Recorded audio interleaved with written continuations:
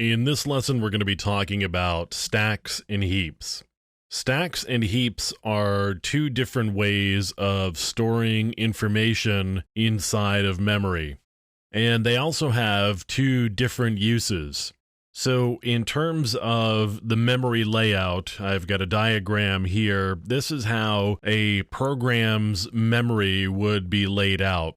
So when you get allocated a chunk of memory, this is how the program would put all of the different sections that it has into place in memory. So the low memory, so let's think about low memory as being address 00000. And high memory, let's say, is FFFFF. So the low memory is where we would start what we call the text segment. Now, the text segment is where all of the program resides. So all of the actual executable code lives in the text segment.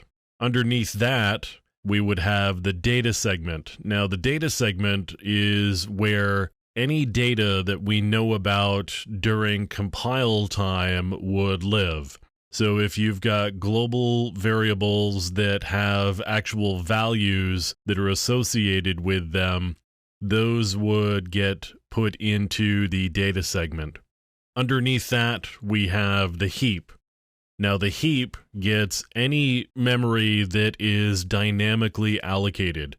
So if you have a program that's using something like malloc in C, that's doing memory allocation, and it's doing that dynamically. It's doing it at runtime. That memory would get allocated off of the heap, or those variables would get stored in the heap or on the heap. Now, underneath the heap, we have the stack. And the stack is a chunk of memory that gets used in a particular way. So when the program is running, as different functions are called, we put stack frames onto the stack.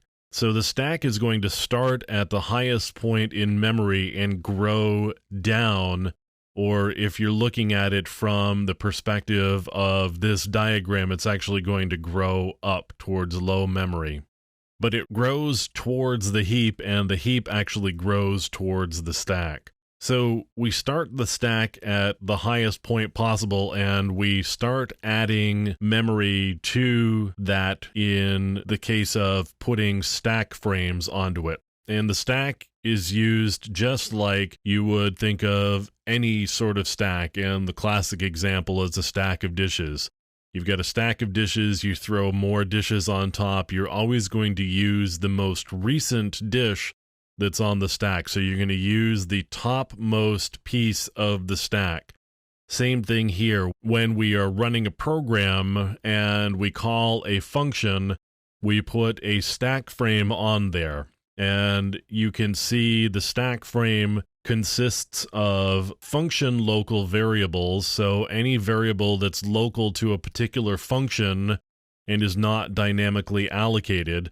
In other words, you've declared it at compile time and you're not doing any sort of dynamic allocation of memory using a function like malloc, for example. Underneath that, we have the base pointer, which points to the bottom of the stack. And then we have the return pointer, which is an instruction pointer. And the return pointer actually points to the instruction where we need to jump back to when we have finished with this particular function. Underneath the return pointer, we have calling parameters to that particular function. And it's this stack frame where we end up getting into a certain amount of trouble when it comes to attacks like buffer overflows and sometimes attacks like format string attacks. So we're going to get into buffer overflows and format strings in some subsequent lessons, but keep this diagram in your head as we're working through some of those so that you can remember what the memory layout looks like, where the stack is located, where the heap is located, and particularly what a stack frame looks like. and how a stack frame is associated with a particular called function, and how all of the data in that particular stack frame is associated with that particular called function.